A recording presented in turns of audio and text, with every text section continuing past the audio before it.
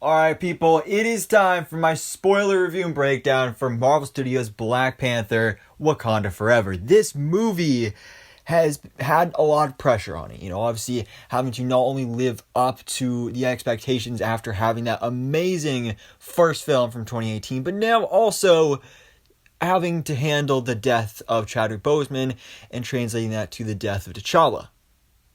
Which I think both of those were handled exceptionally well by Ryan Coogler. I think he did an amazing job here with this film. And so, of course, spoiler review, that means spoilers. So if you haven't seen the movie yet, don't watch this video. That's not a good idea unless you, for some reason, like spoilers. Okay.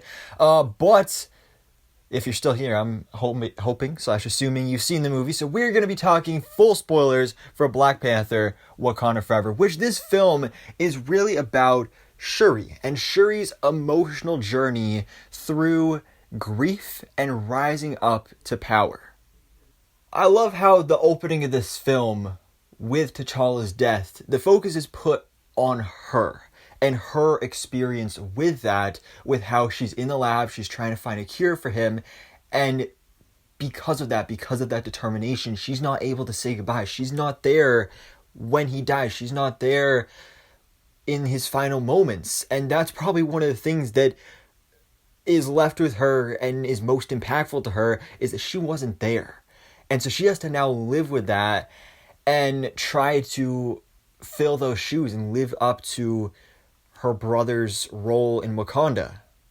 But speaking of T'Challa's death, though, I think was something that was handled really well, because that was another thing we were all worried about, is like, okay, we know they're killing off the character, but how are they going to do it? Is it going to be an off-screen death? And yes, it is an off-screen death, but I think automatically, like, the place my mind kind of assumed and kind of went to is like, oh, it's going to be that, like, oh, some bad guy killed her. Oh, maybe Namor killed T'Challa, and oh no, that's what set things in motion. But I love how it was an undisclosed disease, because that really, of course, brings things to real life, where Chadwick Boseman, his real life cause of death was colon cancer, I believe. And the fact that literally one of the lines in this movie, in a conversation with Shuri, is talking about how he was battling this disease for a while now, and just in the final moments when he finally came to Shuri to ask for help, she wasn't able to help him.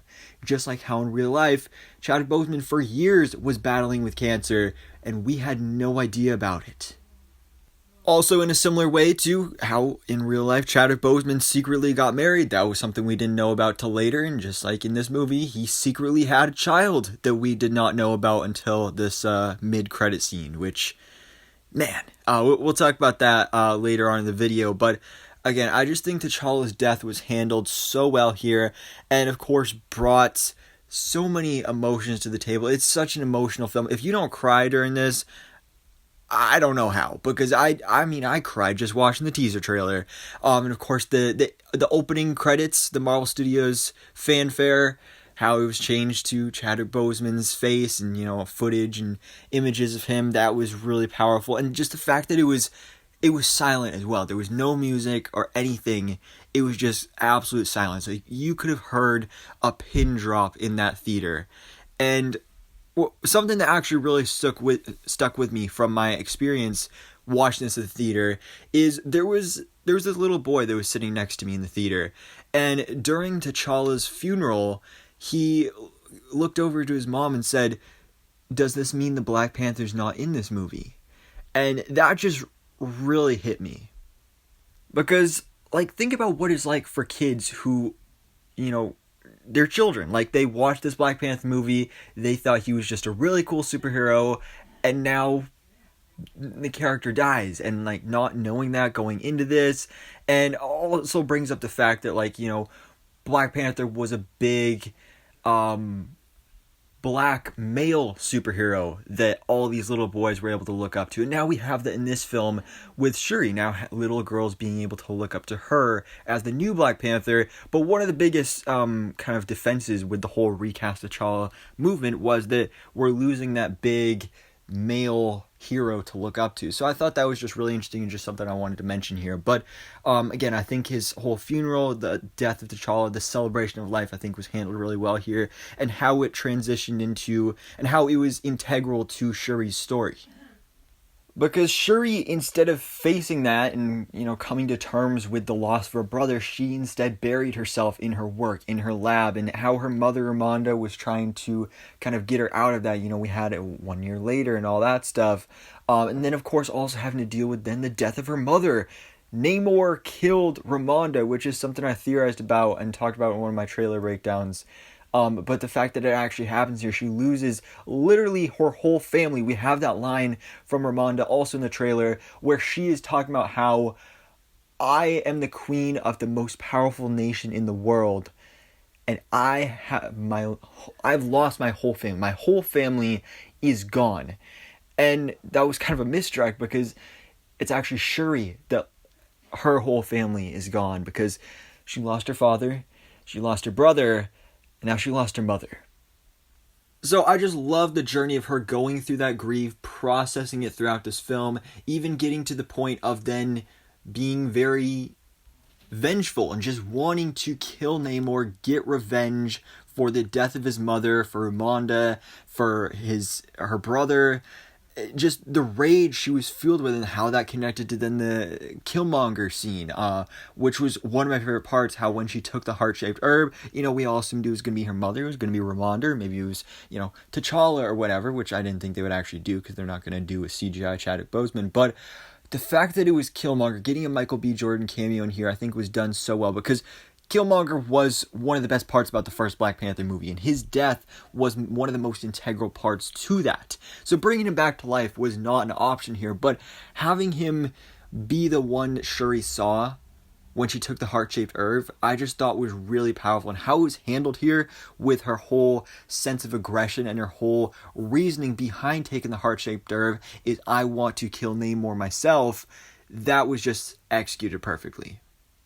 Now, speaking of Namor, let's talk Talikan. So, Namor and Talikan, as I mentioned in my non-spoiler review, which check that out as well, was probably my favorite part of this movie, because Namor was handled so well here, so comics accurate, with the little angel wings on his feet, on his ankles, the pointy ears, the fact that he is a mutant, and not only is he a mutant, but they literally straight up say that, and he says the word mutant. I believe this is possibly our first official name drop of the mutants in the MCU, which was insanely awesome to see. His whole backstory with his mother, how Talikan was created. I did think it was a little weird how, everyone in Talikan was, normal colored underwater, but then once they go above the surface level, they're suddenly blue.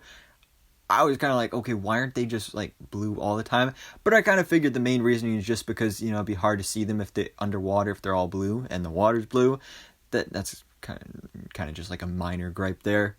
But Namor was true to his motivations in the comics, where he in the comics is sometimes a hero, he's sometimes a villain, sometimes an anti-hero. It just depends on what is best for his people, because he will do whatever it takes to protect his people, no matter the cost, even to the point of killing Ramonda in this film, which I thought was a really powerful move and really brought it to the point of you really feel the stakes in this movie. Also, Namor, speaking of him, where his name comes from, Namor, the boy without love, no love for the surface world, that I think was brilliant. So I love that connection as well.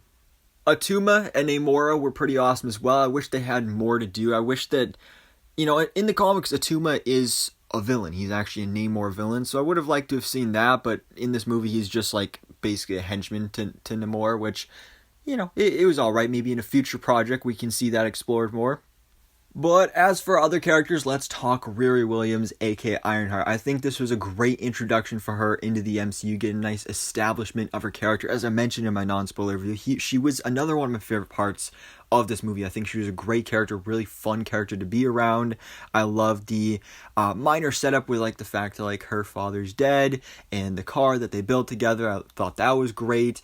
Having her have that kind of proto Ironheart suit that she built all by herself in her garage, having also the setup with her garage, and her going to MIT, all that stuff. Of course, her eventual vibranium suit that she made in Wakanda, which is another thing I was wondering about, because we'd seen set photos from the Ironheart Disney Plus series of, okay, if she has this great looking Ironheart suit in Wakanda Forever, why is she getting a downgrade in Ironheart? Well, it's because it's vibranium and she wasn't able to take it with her.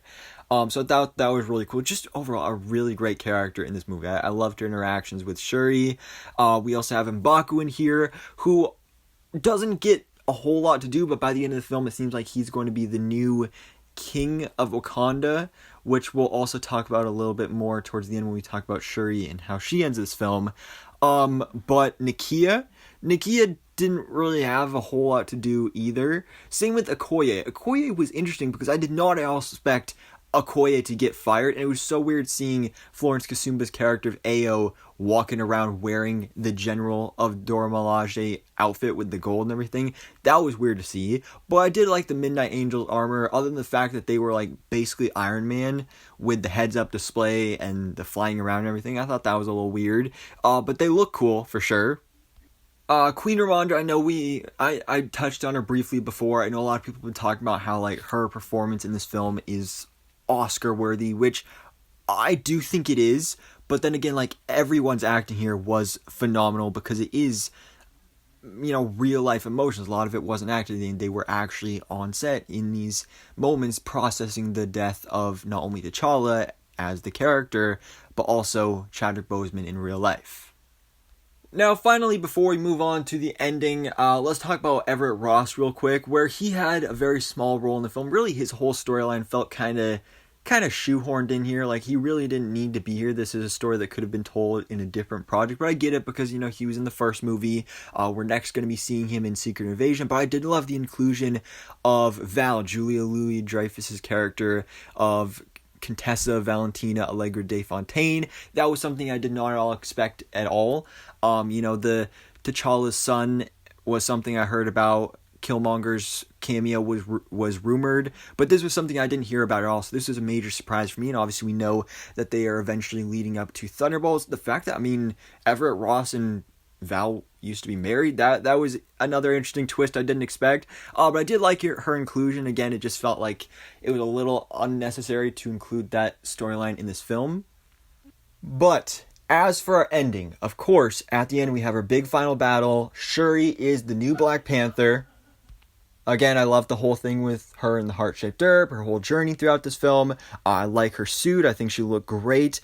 And just the ruthlessness and the brutalness of that battle, even her slicing off one of Namor's ankle wings, that was something I didn't expect. But then, of course, by the end, coming to realize that, they need to make a truce. And now that we have a truce between Wakanda and Talikan, we have that kind of final scene in Talikan with Namor where he's talking about, the surface world, they're going to be coming for Wakanda for their vibranium, and the only ally they're going to have to turn to is Talikan. So they're obviously setting up something future there, possibly for Black Panther 3. Maybe it will be a team up between Wakanda and Talikan, Black Panther and Namor versus whoever else it is. Maybe Doctor Doom is something that we've been talking about for a while now. So that's a possibility. And hopefully, maybe even a future Namor spin-off project, whether that's a Disney Plus series or a movie. I would love that. Namor, of course, getting involved in the Fantastic Four. Just seeing Namor in this film, he's a very seductive guy. I kind of got some little sparks between him and Shuri, honestly. There was a little bit of something going on there. So I have no doubt that he is definitely going to be stealing Sue Storm away from Reed Richards in the MCU. So I'm really excited for that.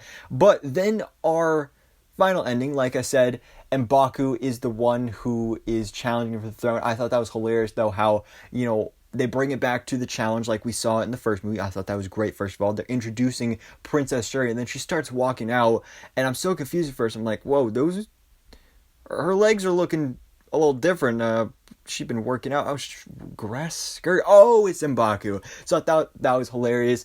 And that now M'Baku is kind of going to be the ruler of Wakanda. I don't know exactly how that's going to work. Is Shuri going to go back to Wakanda and continue as the Black Panther but not be queen? Is it going to be like a co-leaders type thing? I'm definitely really interested to find out how that ends up going. But then, of course, our big ending is that she goes to Haiti with Nakia, where she's been having that children's center or something like that. And we then, of course, have Shuri officially moving on past her brother's death, burning the funeral clothing and wardrobe. So that was a really powerful moment, and how we actually got flashbacks of her and T'Challa together. I thought that was really powerful, and how we just end the movie on Shuri just sitting there in tears, really emotional moment. And then we get to our mid-credit scene where we are introduced to the son of T'Challa, the son of Nakia, T'Challa Jr., which is, again, something that I'd heard about. I wish I didn't, because this would have been a huge surprise. And like just hearing like next to me in the theater how many people gasped when they said, "This is my son. This is your Aunt Shuri, son of T'Challa." Like, that was amazing. But I do wish I didn't know about it, because that would have been a great reveal. But this is kind of how they're handling the whole loss of T'Challa thing, because again, you have arguments from both sides of, oh, they should kill off T'Challa, they should just recast T'Challa, we need the character of T'Challa as Black Panther. Well, this is a way to keep it so that Chadwick Boseman is T'Challa. He is the only T'Challa, or at least that version of T'Challa, but now his son will live out his legacy. The only question is, how is it going to work? Because this kid is like under 10 years old. So obviously they're setting up for him to eventually become the next Black Panther, but they're going to have like a major time jump here for that to happen. Unless it's just like maybe Shuri continues as Black Panther and this young T'Challa, or T'Challa Jr., just becomes Black Panther of like the Young Avengers or something like that. That's something I could see happening. So I don't really know exactly how that's going to go. I might be doing a separate video going more in depth about my theories on that, a full post-credit scene or mid-credit scene breakdown there. But I thought that was great. The fact that his name is T'Challa as well, and that's the reason they didn't go to the funerals, because T'Challa didn't want them to, so they had their own little private ceremony. That was beautiful. This was honestly, as a lot of people are saying, one of the best post-credit scenes we've seen in the MCU. It was amazing, really powerful, really emotional. This whole film was emotional, and I really enjoyed it. I know a lot of people have their problems out there. I talked about a couple of my critiques and issues, especially in my non-spoiler review towards the end. But for the most part, I love this movie. It was a great film. Chadwick Boseman will forever be missed. He will forever be T'Challa, the King of Wakanda, but carrying on the journey here, exploring more of the world of Wakanda, with Shuri becoming the new Black Panther, introducing a new nation of Talikan with Namor the Submariner. I thought it was executed really well. I do still prefer the first movie over this one, but it's a close call, because this was a phenomenal film, and really kind of a return to form of the MCU. You know, these last couple projects in Phase 4, they've been kind of wonky, not as well received with the fans, but this one, I'm seeing a lot of good reviews. I'm seeing a lot of people share the common opinions that this is a great film. This is a return to form for the MCU, and I'm really excited to see where things go from here. But for now, guys, let me know your thoughts in the comments below. What did you think about Black Panther, Wakanda Forever? What did you think about Namor? What did you think about Shuri as Black Panther? What did you think about the introduction of Riri Williams, Ironheart? And what did you think about the ending and that post-credit scene with the introduction of T'Challa's son? So, anyways, guys.